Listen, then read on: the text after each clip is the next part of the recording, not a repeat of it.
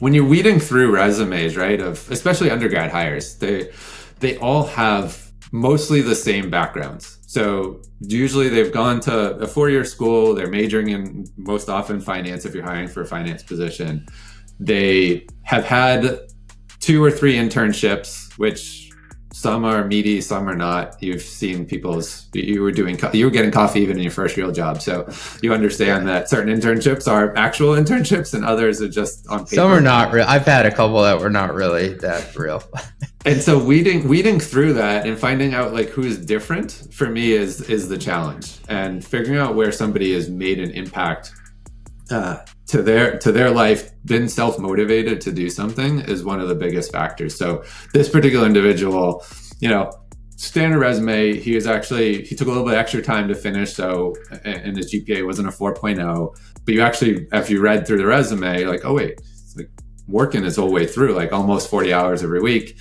Then you read some more of his bio. It's like, yeah, he was working his way through college and he was working at a local cell phone store, and recognized that he was in downtown Boston. So he had people of all different backgrounds and nationalities coming in, and a big population that was coming in were Spanish speakers, and nobody that worked there could speak Spanish. So he took it upon himself over a few month period of time of learning rudimentary Spanish so that he could service those customers. And in that process, he became one of the #1 salespeople for the cell phone provider. And just reading that little blurb, it's like, wait, this guy learned Spanish to become the #1 salesperson in the Northeast. Like, I have to at least talk to this person and hear more about this story. And yeah, it's one of my favorite hires. Still talk to him this day. Talk about a diamond in the rough. Like, props to that guy. That's badass. For sure. And he's continued a fantastic career in everything he's done. And those are the things that are not going to be taught. That's just inherently in a person, and understanding where their ambition and motivation is coming from. Is this thing on? Yesterday's price is not today's price.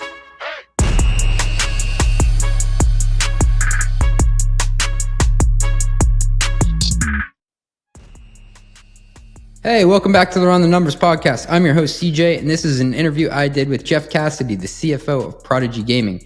We talk about finding personal product market fit, how you as a CFO can go cross-industry and not just concentrate on either one business model or, say, the auto sector or the gaming sector, how you can do multiple things, find your passion and stay interested, what to look for when you're considering a new job opportunity yourself, the top qualities that you want to underwrite because you're putting all your time and effort into it, and the biggest misconception finance professionals have about the quote-unquote right career path. He talks about building a strong team and certain qualities that you may not see on paper.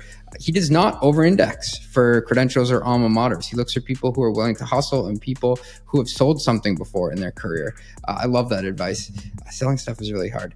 In leadership under pressure, he ran a travel company through a global pandemic. That was a true wartime CFO moment. The lasting lessons he took with him after navigating that, and how do you as a finance leader keep both your team motivated and your suppliers, how to use supplier management skills when times get tough. All this and much, much more after a short word from our sponsors. Well, if you've listened to this podcast before, you definitely know that I think it's cool to be a fan of business. I'm obsessed with researching how the best companies operate and specifically how they manage their money. And I've learned that a company's financial stack can make the difference between world domination and obscurity. That's why I want to tell you about Brex, because I want you to rule the world. Brex is an impressive financial services and software company that has grown immensely since it was founded in 2017. In just the last year alone, Brex accelerated customer acquisition by 50%, with 91% growth in enterprise customers. And there's good reason that over 30,000 companies from startups to enterprises have flocked to Brex. Brex offers the world's smartest corporate card on a full-stack global platform that is everything CFOs need to manage their finances on an elite level. Plus, they offer modern banking and treasury, as well as intuitive expenses and accounting automation, bill pay, and travel. Wow, it's all in the roster whenever you need it. Brex grows with you. CFOs tell me all the time that Brex makes it easy to control spend before it happens, automate annoying tasks, and optimize their finances. Because listen, at the end of the day, Brex helps them make every dollar count. So if you're a fan of smart businesses too, check out Brex at brex.com/metrics. That's brex.com/metrics. Ready to plan confidently, close faster, and report with accuracy? Here's what sets Planful apart. Imagine purpose-built solutions for every department, from FP&A to accounting, marketing to HR, all with built-in financial intelligence. It's easy to implement Planful in just weeks with minimal IT involvement, enabling seamless collaboration across your organization's key financial workflows. Best of all, Planful grows with you. Its unmatched scalability ensures that no matter how fast your business expands, Planful can keep up. See why over 1,500 customers worldwide choose Planful as their flexible, user-friendly, end-to-end financial performance management platform. Visit planful.com/metrics to see how you can elevate your team this year with Planful. They will hook you up. It is planful.com/metrics. Tell them your boy CJ sent you. Planful.com/metrics. Jeff, welcome to Run the Numbers, the number one show responsible for forcing every CFO to update the Chrome browsers. Thank you very much for having me, CJ. Excited to talk today. So I was looking through your bio, and before we get to the hard-hitting questions here, I noticed you were at EF. Is that office was like right near that bridge that goes over to Cambridge, right? It is right by the Zakim Bridge, and if you haven't heard of EF, you've seen our building, and that's how most people know about it. It's right by the Museum of Science. Yeah, that's a beautiful spot. So I lived in the Avalon building, like right next to there. And so me and my dog, Walter, the unofficial mascot for the show, would jog through there all the time.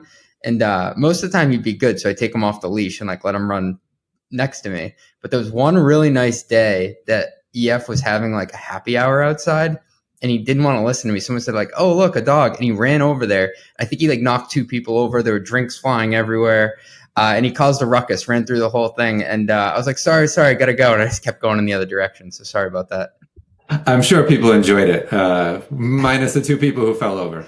Yeah, minus the two spilled vodka sodas. I want to start out here talking about finding personal product market fit. Because, Jeff, you've had this incredible cross-industry career. You've been in financial services. You've been in biotech, restaurants, travel, edtech, even crypto. What's the common thread, if any, that's guided you through these varied landscapes? It's a really good question, CJ. And I typically look at my career a little bit as a random walk through life. Every one of the decisions probably had its own reason for it. So early days, financial services, that was with GE and the financial rotation program. So it was a really great launching pad, just coming out of school, great place to learn. And it was less about the industry at that time and really about where can I get the most experience.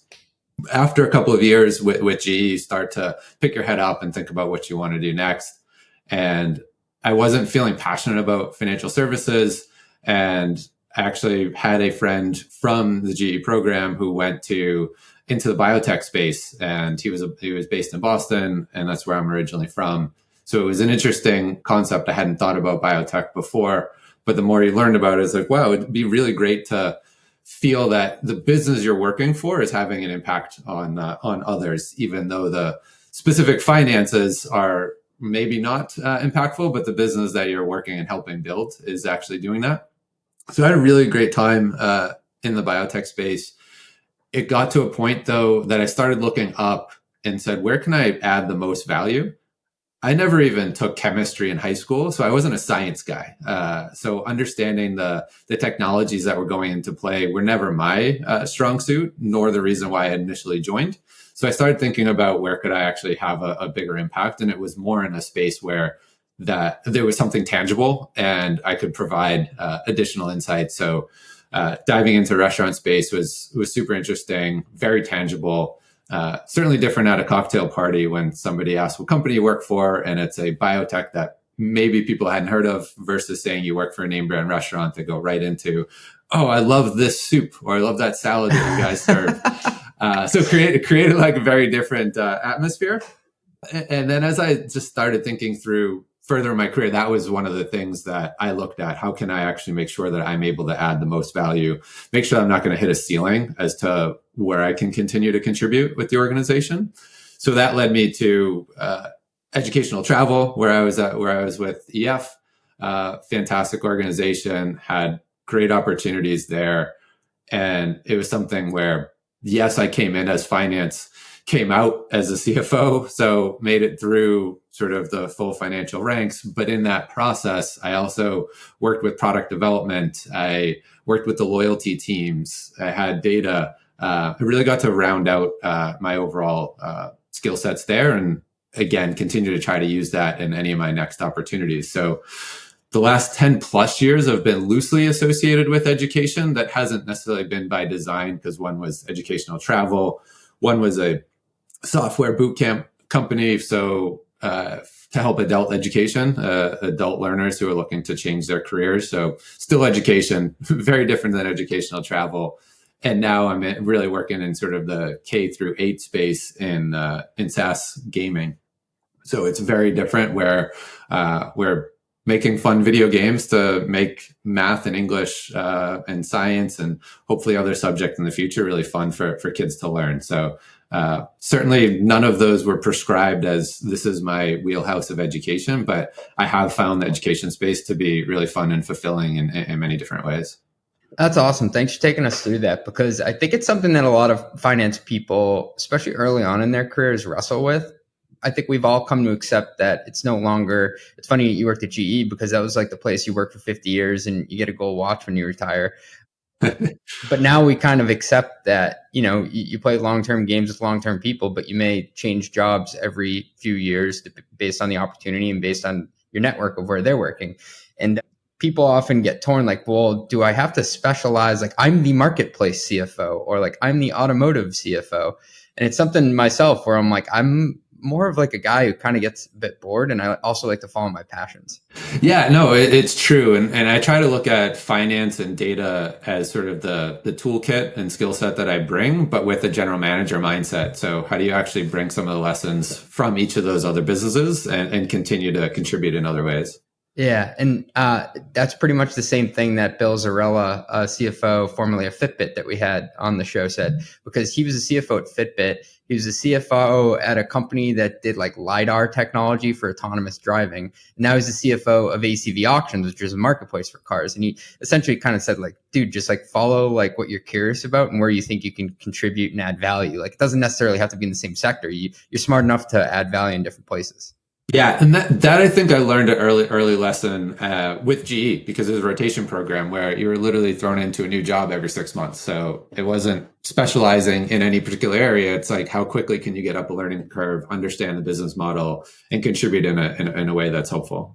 So if you're considering a new job opportunity yourself, are there qualities that you look for? Like, how do you compare and contrast different opportunities? Yeah, it's one of those that, as I look back on my career, one of the big similarities of all of them has been the team that I've joined. Like, I've really enjoyed the people. I've worked for great people. I've worked with great people, and the people are what make the difference in the day to day. So understanding the folks that you're surrounding yourself with, they're super important. You want to be around people who are highly motivated, highly driven, smart. All of those should be table stakes, but also people who are nice and they genuinely like want to spend time with, because you're going to spend a ton of time with. Maybe less these days with more remote work, but it's still important that the folks that you're getting on a Zoom call with are people you feel that you can actually talk with, have good conversations, and it just, again, more than 40 hours of your week is spent with these folks. So it's important to enjoy that. It's interesting because when you get interviewed for a job, they're all assessing you, but you're also assessing them. And I've done interviews where it can go one of two ways. You're like, oh, these guys get it. Like, and I'm using get it in like parentheses, like you just kind of know. Maybe that's like the Boston in me, just like trying to sense, I don't know. But do you feel like in an interview pretty quickly, you can get to like, oh, these are people that if I'm stuck in an airport layover with for 3 hours, it would be okay? Yeah, I think that is important. If you can't hold the conversation with somebody in sort of some of those first interviews and get some common ground, it makes it more challenging. And it's really funny you say airport layover or something. Working in travel for 8 years, Yeah. you were literally stuck in terminals oftentimes with your colleagues, because we were traveling all over the world together. So if you're not enjoying the company, it made it that much worse. What would you say is the biggest misconception that finance professionals in particular have about finding the quote unquote right career path? It's recognizing that it's not linear, and the more breadth that you can get in different businesses, I think the better. When I was at GE, you were laid out in the rotation program and they put slides on the wall of here's your career progression. You do 2 years in this rotation program. You then do 5 years in their internal audit staff, and then you become CFO. Super linear, super motivating to somebody sort of just out of school. Is like, well, there's my path. Like I just I do that. And that's how the world works. But once you take a break from that and realize that there's so many different people who have spun their own web, finding companies that allow you to explore other areas of interest is really important to help round out your skill set. Understanding that you can come from accounting, move into FP&A, still go back to accounting when you realize maybe the jump to FP&A wasn't right, and vice versa, as well as somebody who might have started their career in sales or something of that nature too. So don't put a timeline around getting to a certain position. And I've also worked with great people, mentors of mine that went up to the CFO level at maybe smaller companies, then realized, hey, I actually don't like this particular seat. I actually more prefer being in sort of a FP&A world and being a leader of a big FP&A team and maybe a large organization, and don't get too hung up in titles as well. Take a look at what you're responsible over and what you're focused on. 5 of my 8 years with EF, my title stayed the same. I was VP of Finance and Strategy. But again, I was able to take on product development, take on loyalty programs, business development, sales team, all things that on paper I sort of had no right actually owning. But it was the opportunity that really stretches you and it makes you grow, I think. Hey, thanks for listening. We'll be right back after a word from our sponsors. Trust isn't earned, it's demanded. Whether you're a startup founder navigating your first audit or a seasoned security professional scaling your GRC program, proving your commitment to security has never been more critical or complex. That's where Vanta comes in. Businesses use Vanta to establish trust by automating compliance needs across over 35 frameworks, like SOC 2 and ISO 27001. Centralized security workflows, complete questionnaires up to 5 times faster, and proactively manage vendor risk. Vanta not only saves you time, it can also save you money. A new IDC white paper found that Vanta customers achieve $535,000 per year in benefits, and the platform pays for itself in just 3 months. Join over 9,000 global companies like Atlassian, Cora, and Factory, who use Vanta to manage risk and improve security in real time. For a limited time, our audience gets $1,000 off Vanta at vanta.com/metrics. That's vanta.com/metrics for $1,000 off. Does your revenue recognition process feel like a total guessing game? Step right up and pick a card, any card. You're not alone. Revenue accounting is getting more complex, especially with subscription models, usage-based billing, and evolving compliance standards. Woohoo! RightRev is here to help you gain control over your revenue accounting. RightRev automates the revenue recognition process from end to end.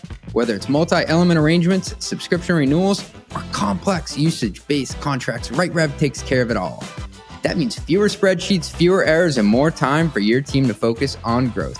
Customers like Snowflake, Logic Monitor, and Epicor chose RightRev to manage their high volume and complex revenue accounting. CFOs can see the bigger picture faster without being held up by their team's reporting nightmares. You know me, I'm a business model fanatic. And don't get me wrong, I love all the evolutions. We've got self-serve revenue, usage-based revenue, and now even success-based revenue, you name it. But that doesn't make it any easier for us being counters on the back end to keep score. RightRev is like a cheat code for staying ahead of revenue complexities. So you're ready to transform your revenue accounting? Visit RightRev.com to schedule a demo. That's RightRev.com and tell them your boy CJ sent you. RightRev, modern revenue recognition simplified. Oh yeah. Have you ever had a point in your career where you either did something that on paper looked either linear or actually like you were going backwards? Specifically on paper, probably not. In reality, when people think about size of companies, perhaps. Yeah. So for the most part, I worked at very large companies, mostly public companies. Then EF was a very large company, privately held. And so different setup there. Then after EF, I actually went to a smaller company, private equity backed, which was that software bootcamp company, Flatiron School, which again, on paper, running a company that's in the billions of dollars versus going to a company that's measured in hundreds of millions of dollars is a very different size, but also very different challenge. So I never looked at it as, well, I only have to stay bigger. It's like, I've actually gone super small, been in startups, love that space, like the private equity space as well, sort of a medium size. It's just about the impact and the types of job that you have. So I'd tell people the title wise hasn't changed, but if you look at the size and scale of companies that I've managed and run, my team at EF was almost the size. My finance and data and accounting teams was like the size of the entire company of the next job that I went to. So very different, and you have to be open to getting your hands dirty still. It's not something that you ever sort of grow out of. And so, yeah, I found it fun to go from different size businesses. Sometimes you got to go back into the fire, open up that Excel workbook, and prove to yourself you still got it. Yes, and these days, certainly newer recruits are faster at picking up some of the new technology, but totally still got to stay in it. I want to talk about building a strong team, because you've mentioned a couple of times that it all kind of comes back to the quality of the team, whether it's a massive team in a fiefdom or you're going to build something that's scrappier. Doing some background research on you, it seems like you're known for hiring based on ambition and skills, which resonates with me a lot. I look at myself as someone kind of with an underdog mentality, maybe a bit of a chip on my shoulder. I think it's the Boston coming out again. and not really looking at credentials or alma maters. What do you look for in fresh grads or people looking to make a career change? Yeah, no, it's a good question. And I think some of it's probably in my background as well. I was a marketing major, for full disclosure, and I'm now here talking as a CFO. And so I don't actually think the undergraduate credential is what matters most. It certainly is the drive and ambition that people have. So I've found people who were very analytical in customer service roles or sales roles. They became sort of the guru on their teams to, put the data together and help them figure out where they should be making sales calls, what type of customer service calls are turning into actual revenue. And those folks who just kind of get it without anybody like teaching them that, hey, you're actually doing pseudo finance work here. Like, would you be interested in talking about a finance career? And that's like kind of the aha moment when people realize that all the stuff that they're doing does fit into other functions. Oftentimes people who are coming from a sales background, customer service, product, look at finance as just the accounting group of the business, or perhaps somebody they go to talk about pricing, but they don't actually fully get all the aspects that encompass a finance career. So once you actually start talking through it, they're like, oh, those are all things that I actually like. I love diving into data. I love figuring out how to improve the business and tapping into some of those natural talents, natural ambition. I find easier than taking somebody who is just structured in a finance or accounting way that's not curious about the business, and they're just doing their tasks and following the steps that were put in place, because accounting can be very sort of SOP driven. And it's those folks who are able to pick their head up and be like, what am I actually counting? What am I looking at here? Yeah. And I think you can tell a lot about a person by the questions they ask. For sure. Do you think that the American four-year college is on its way out? It's a very interesting question. I've definitely posted, I think, a couple of times on LinkedIn about the four-year system. I went to a state school back when tuitions weren't too crazy. They're still expensive, but nowhere near where they are today. And I look at what people are paying for college tuitions now. It's wild. I think like where I went, it's basically double in the last 11 years. Yeah. 12 years. And then you look at the ROI on that. I worked with somebody before, and he made his son, before actually going to school, do an entire ROI analysis on 4-year school, and would he actually be better off just jumping in? He actually knew how to code, and could he just jump into a sort of software developer position? No way. And his analysis actually showed that basically the payback period was like 40 years on any of the schools that he was looking at. And so he was like, yeah, I recognize that this is not the financial decision, but I still want to go for these experiences. I'm not going to go to the most expensive school to still make it approachable. I'm going to work my way through college, so I'm not building up debt. And I think that's really true. There are many other reasons to go to school, I think the price tags are just getting out of hand. So it makes it so that you have to make it a financial decision. Otherwise, you're in a position where you went to school for something that you like, you learned a lot, you grew as a human being. But at the end of the day, you still have to pay your bills and have to figure out how to do that. And that's where the software bootcamp company came into play too. You saw people who, for the most part, our customers were college graduates, and they found themselves just in jobs that weren't actually producing enough income for themselves.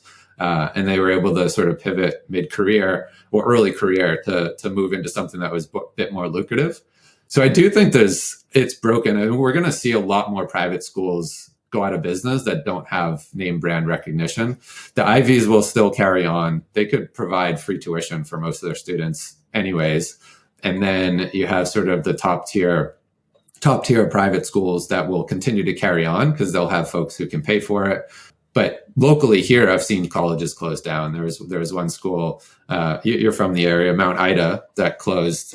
No one else outside this area has ever heard of it. Those types of schools, I think, are going to go out of business because they're actually not providing enough value for the end student.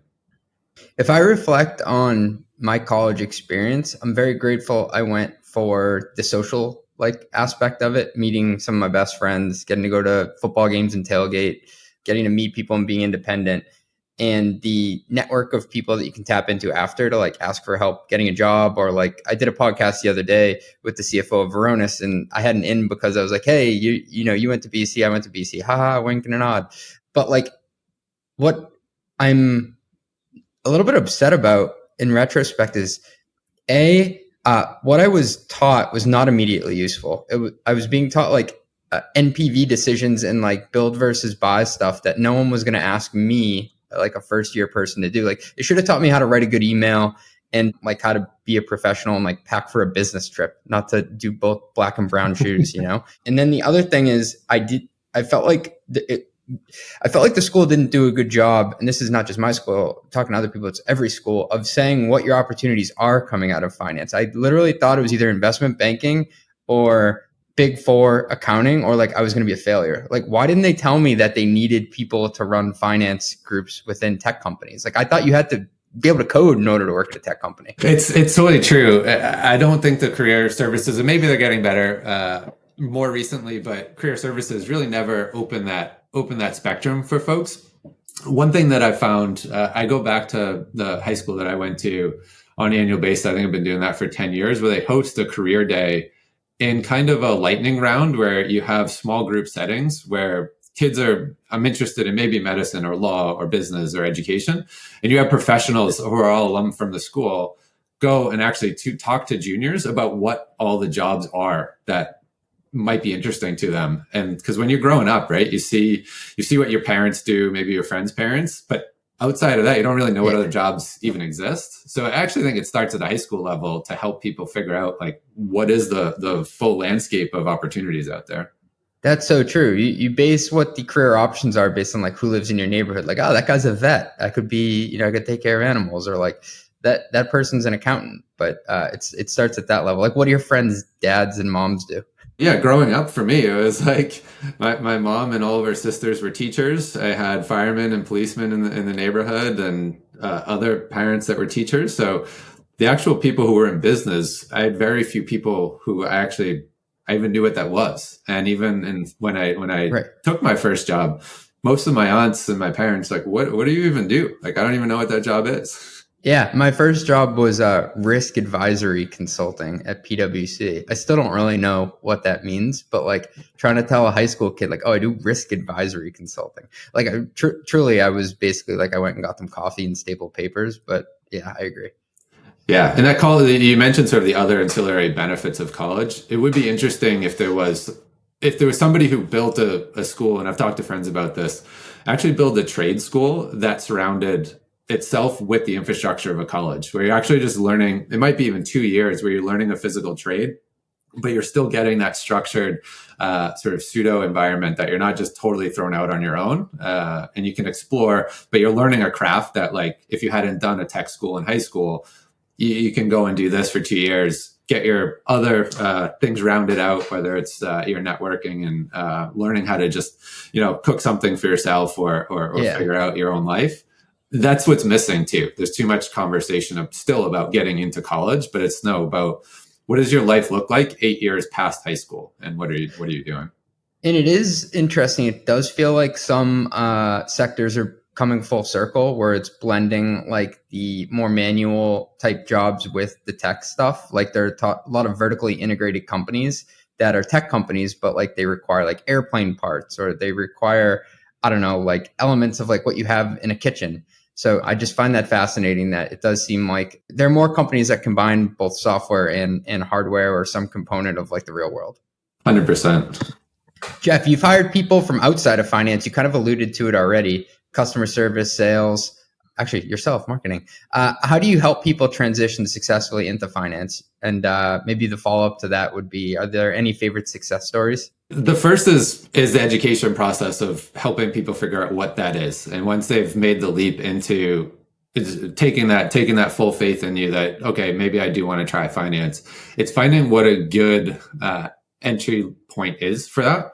I wouldn't take somebody from customer service and like throw them straight into like an AP or an AR accounting role, but how can they take what they already know and leverage that in sort of the FP&A world? And some of the easier paths that I've seen was brought people in more on a pricing side, where they were doing sort of updating prices, understanding competitive intelligence, and looking at that aspect of the business to then lead into, okay, how should I think about pricing? How should I think about margins? And make it tangible. I think just sort of putting like some finance books in front of them is not helpful, but it's actually trying to figure out, okay, where can they take their skill sets, what they're already passionate about, and point them towards something that can be productive for the business. That's spot on, because you're basically, it's not like baptism by fire, like sort this P&L out, but you're getting them like quick at bats and quick wins to onboard them into the business. Yeah, 100%. It's understanding that, okay, this isn't daunting. If you just throw them in, like, here's a full P&L, can you forecast the next 3 quarters? And like, what are you talking about? Understanding sort of piecemeal how to get there is important. But also serving it to them piecemeal makes it more real to them, right? Like you start to break down, like, this is what we price things at. This is what it costs to buy this one thing that you're going to see in a P&L. This is this one software product that we buy that we pay somebody else's, API fees for. Like you start to break it down and make it real for them. Yeah. And some of those folks come with a very unique perspective. I remember one person that she had come from customer service, and I'd never met somebody who was so passionate about sort of the additional fees and refund policy, like all the little intricacies that in the customer service they were dealing with all the time. Like, why do we do it this way? This makes no sense. Like we have to deal with this on the phone all the time. And can we just change it to here? And it just, all of a sudden it's like, well, that's a really great perspective to bring to the table. We moved somebody from sales to the Salesforce admin role, which rolls into finance, because we kind of centralize all the different ways that we collect data there. And he has the most brilliant insights from being in sales of like, no, I would never want to see it that way. Like the information delivered to me, or no, like quota plan, that I would never be motivated by that. Absolutely. So find what they can be passionate about and make changes too. Like don't say that's just the way we do it. Like be open for that too. Can you tell us the story of the Suffolk hire who worked at a cell phone store? It's one of my favorite hires. Still talk to him this day. When you're weeding through resumes, right, of especially undergrad hires, they all have mostly the same backgrounds. So usually they've gone to a 4-year school. They're majoring in most often finance if you're hiring for a finance position. They have had 2 or 3 internships, which some are meaty, some are not. You've seen you were getting coffee even in your first real job. So you understand that certain internships are actual internships and others are just on paper. Some are not real. I've had a couple that were not really that real. And so weeding through that and finding out like who's different for me is the challenge, and figuring out where somebody has made an impact to their life, been self-motivated to do something is one of the biggest factors. So this particular individual, standard resume, he took a little bit extra time to finish. So, and his GPA wasn't a 4.0. But you actually, after you read through the resume, you're like, oh wait, it's like working his whole way through, like almost 40 hours every week. Then you read some more of his bio. It's like, yeah, he was working his way through college and he was working at a local cell phone store and recognized that it was in downtown Boston. So he had people of all different backgrounds and nationalities coming in, and a big population that was coming in were Spanish speakers. And nobody that worked there could speak Spanish. So they would come in, try to communicate, and then leave. So he took it upon himself over a few month period of time of learning rudimentary Spanish so that he could service those customers. And in that process, he became one of the number one salespeople for the cell phone provider in the whole Northeast. And just reading that little blurb, it's like, wait, this guy learned Spanish to become the number one salesperson in the Northeast. Like, I have to just talk. I have to at least talk to this person and hear more about this story. And yeah, he was working his way through college, so he had to pay most of his way for his tuition. And he found a job at a cell phone store and figured out a way to make a lot more money. Was to work with this clientele that nobody else was able to communicate with. Talk about a diamond in the rough. Like, props to that guy. That's badass. For sure. And he's continued a fantastic career in everything he's done. And those are the things that are not going to be taught. That's just inherently in a person and understanding where their ambition and motivation is coming from. I've never had someone who taught themselves Spanish, but I do love hiring people that have had some role in a sales capacity. Even if it's selling Cutco knives door to door, there's some sort of empathy that you develop having to do sales. Yeah, I did. I was college work painting, so one of those collegiate painting companies through college, which you learn a lot by knocking on a door and facing rejection. It's always interesting too to figure out like what was the other thing that people did in college. Like everybody has, I think, some story. Like if you were like working at a gym or you were working at a cell phone store, it's like what did you do to make some beer money or to pay your tuition, and B, what were you interested in? I always think like that never always comes across like straight away in a resume because people always want to put the internships and stuff first, but it's actually like potentially a more powerful theme. Yeah, actually, I have a perfect story around the opposite of that. So. Yeah. This was I was recruiting at the time for GE, so it was always exciting to go back to the college campus, recruit where you went to school, and they had already sorted the resumes of who you're gonna interview. And this person in front of me, she had a 3.8 GPA, had all the right sort of coursework, looked like a smart individual. Put on there she was part of the finance club, so get into it, start having conversation. We're trying to have a conversation, I would say. And this gets back to some of our first bits. Like, can you actually hold a conversation with somebody? This person struggled with that. And I was probing, asking about, like digging into the finance club. Like, what do you guys do in the finance club? And are you in leadership position? She's like, well, pretty much everybody who's a finance major is in the finance club. Like, okay, fair enough. And I kept digging. I was like, but do you guys do community service? Do you work on like stock projects? Like, tell me about this, what this club is. She's like, well, I went to one meeting before.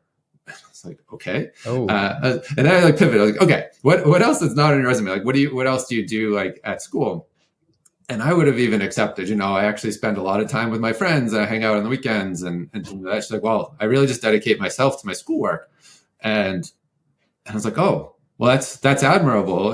And in my head, I'm like, oh, I feel so bad for this person because she hasn't really rounded out any of her skill sets. Like, she's done her books, and again, 3.8, and some of mine, I'm like, why isn't it 4.0? Like, what else were you doing to not push this all the way to perfection? And she was devastated when she got like the rejection from GE. Like, the HR like forwarded me, like, you sure about this person's team? I was like, yeah, very, very sure. And like, back to the career counseling, like nobody in career services like had pointed out to her, like, well, you should get involved with other areas. The biggest thing on an interview, especially for an undergrad, is be interesting. Like, is there something that somebody wants to talk to you about? And if there's not, then it's really hard.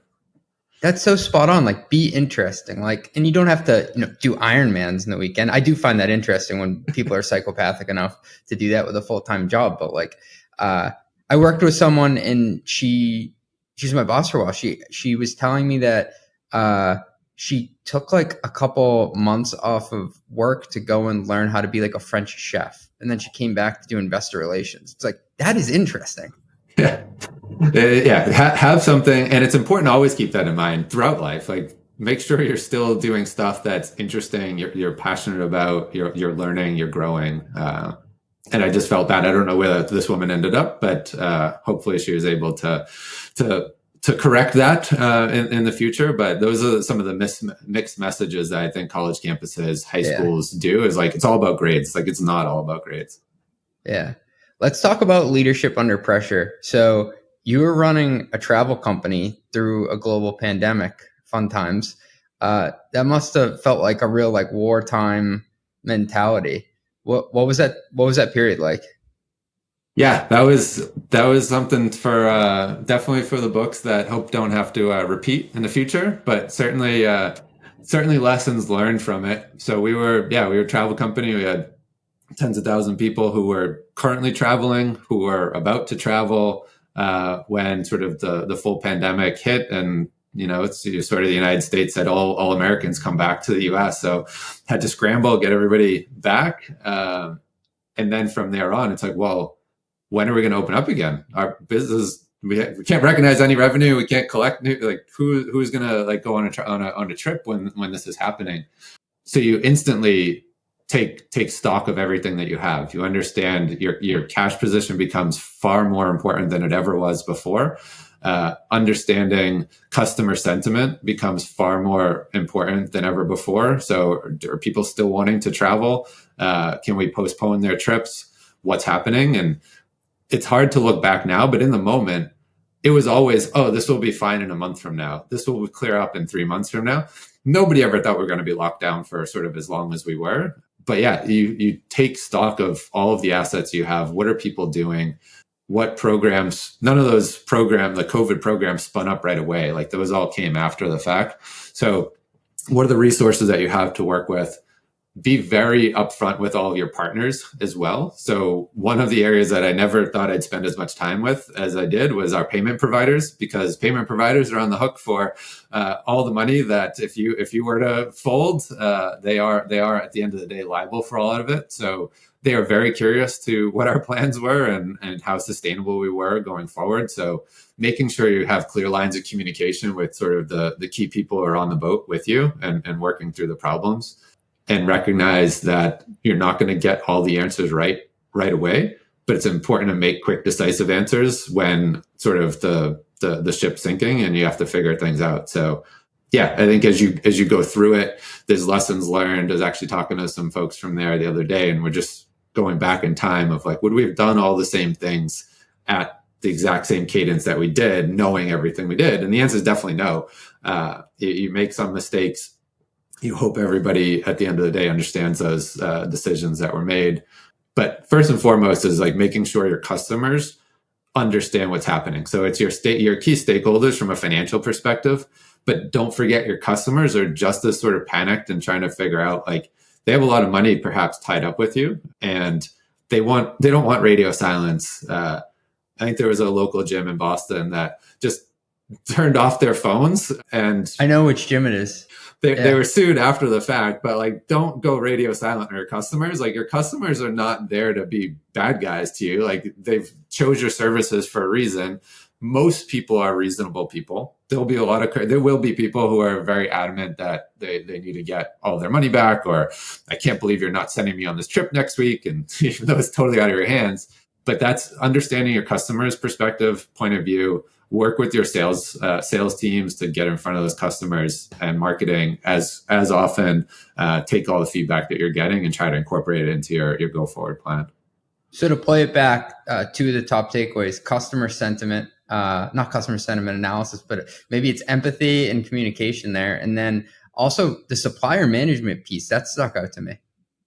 Yeah. So again, the suppliers on several fronts, because as a finance person, one of the things you do have at your lever is, are you going to pay anybody? So will you pay any of your current vendors until you have some line of sight into what's happening? The folks that rely on your solvency for them to get paid or not be on the hook for something, like, they have a lot of this. You don't realize how much your suppliers have skin in the game in your business at times. Can you say more about that? So for instance, our payment provider, if we decided to, just close shop, they technically have a contract with the customer for whatever $3,000 trip to Spain. We didn't provide that trip to Spain. We're out of business. Their next recourse is directly to the payment provider, and the payment provider's on the hook for that. So payment providers are looking at, like, what is your deferred revenue at any given time, and how much am I at risk? What's my liability if something goes wrong here? Same goes for any other vendor that you're regularly using, where you might be paying them several $100,000 a month as part of a contract, but if all of a sudden you're drying up, like, that could be critical to them. Might be less important if a company is diversified with different partners, but if somebody was specifically in the travel space managing travel folks, every one of their customers was in the same position. Like, whoa, am I going to get any of my money this month? And what does that mean for my employees? There's this Michael Lewis quote that if you owe the bank $5 million, the bank owns you. But if you owe the bank $5 billion, you own the bank. Yeah, it's a really good point. Like, they're so reliant on the bets that they've made with different companies. Thanks for taking us through that, because I don't think on the podcast we've touched on that aspect of, like, vendor dynamics and untangling that web. It's like when shit hits the fan, you start to realize, like, oh no, like, they actually really need me to be successful in this instant. 100%. Yeah, you're always kind of look at it from your maximizing perspective, but they're looking at those businesses in a similar light. Did you learn anything about communicating internally? Because you're also sitting there like, I do not have all the answers. This is probably kind of scary for me. How do you deal with communicating to your team? Yeah, so I think that's where transparency is key. Right? Everybody's on the same page. Everybody feels that they're in the trenches together. You're not hiding information, and everybody's there to try to solve the same problem. So it's building those bonds that if you haven't built them ahead of time, like, you're going to create those bonds in that moment in time, because you're all reliant on each other doing your job right, and being open with people for ideas, and being critical of yourself as well. Like, okay, maybe this isn't the right decision. Does anybody have a better idea? Like, what should we do here? What's the least worst option we can take? Let's take a poll. We spoke with Jim Cook. He was the part of the founding team of Netflix, and he was the CFO of Mozilla Firefox, among other places. And he had this really great communication framework in times of crises. It's this is what we know, this is what we don't know, but this is when we think we'll know it. And that helps people, like, feel like they're being brought under the tent and treated like adults, because he was saying the last thing you want to do is act like you have all the answers and people can tell you don't. Like, that's not good for morale. Yeah, that goes true whether it's wartime or not. People are smart individuals. Hopefully you're hiring smart individuals. Like, they can they can see through when you're not being truthful. In certain instances, you can. If you're working in secret about a new deal or an M&A, that might be more challenging to include people into the tent, because you need to keep discretion for reasons. But for the most part, when you're operating the business, it's that transparency is really helpful. All right, Jeff, I'm going to take you into what we call our long ass lightning round. So you're a successful guy. You've had numerous CFO positions, but what's an example you've screwed up on the job? It could be this role or a different one. It's a good question. And as I mentioned, I was a marketing major, econ minor. I started a business in college with a couple of co-founders. They were technical co-founders. I was more jack of all business. So, bookkeeping, marketing, anything that fell into that, including tax. So the first year we were operating, I sat down on April 1st with the personal tax filing deadline in mind, which is April 15th in the United States. To come to realize, I opened up the books and realized that I was already 2 weeks late, because the corporate filing was March 15th. These aren't things they teach you about in school. No. So first year in business, I was 2 weeks late to starting my filing.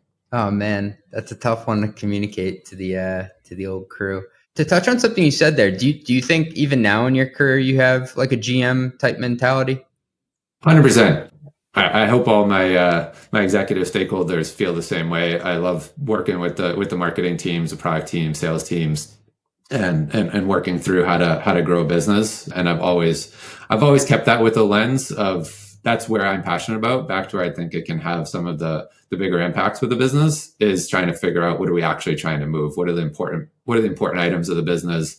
I'd rather partner with marketing to figure out what are the best uses of our capital, as opposed to being the guy who's saying no, like you shouldn't spend that money. Well, let's be part of the conversation up front.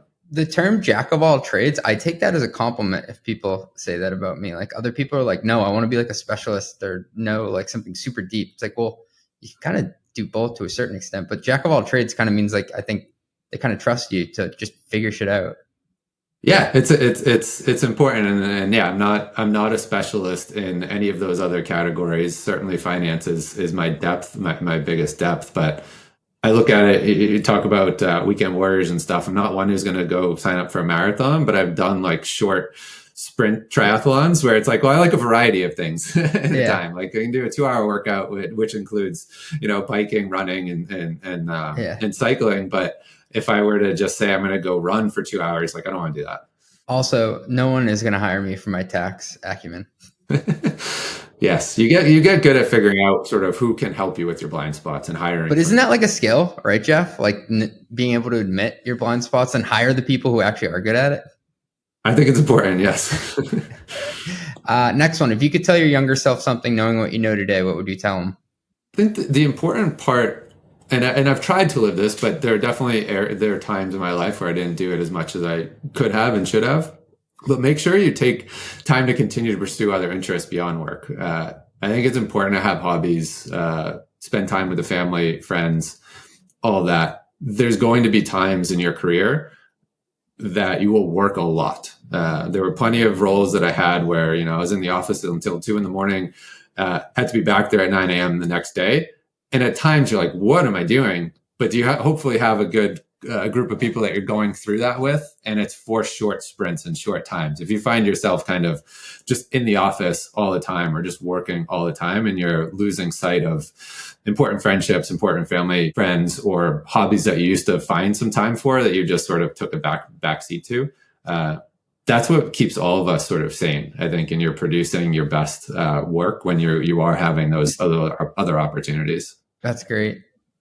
Can you walk me through your finance software stack? What tools does your team use to get the job done? Yeah, we're pretty simple. We use NetSuite, and then we use Pigment as well. I have one person on my team who's like taken upon himself to become like the expert in Pigment, and the rest of the team has built up some skill sets around that as well. For data, we like dashboarding, we use Databricks, and yeah, pretty simple. We still rely on Google Sheets quite a bit, as I think everybody in the finance and accounting function still does. Totally. What's the craziest thing you've ever had someone try to expense? That's a funny one. I had a head of sales, actually a president of sales, take his directors to a casino and expense their chips that he bought. No way. Yeah. So he's like, well, this is entertainment. So we had to work with accounting and payroll to make sure we were doing that appropriately. But it wasn't in bad form. It had the right intentions, and he made people not cash the chips in. Like, he gave everyone like $100 of chips, and that was like their entertainment budget. And at the end of the day, some people tried to just turn them in. He's like, no. He's like, you either go in and you win something, you're coming out with zero. So he's like, this is our entertainment cost here. Yeah. So you're going to use it, and not just giving you a random $100 bonus here. Yeah, the accounting team's like, were there any winnings? Should we tax that as a bonus? Yeah. So that was a funny one. That's a good one. Jeff, this has been a blast. You could have been anywhere else, but I appreciate you carving out time to come on the pod. Well, I've enjoyed the conversation, CJ. It was really, really fun to chat through this. Run the Numbers is a mostly LLC production. Yelling an intro by Fat Joe. Artwork by some AI thingamajig. Podcast and video editing is done by Cleancast at cleancast.io. Nothing said on this podcast is intended to be business or investment advice. It's the sole opinion of me, a guy who feeds his dog too much ice cream and has a history of net operating losses, LOL. If you like this podcast, please hit subscribe. It would mean a lot to me. And also check out mostlymetrics.com. That's my newsletter where I explore business models and financial metrics. Thanks for riding with me.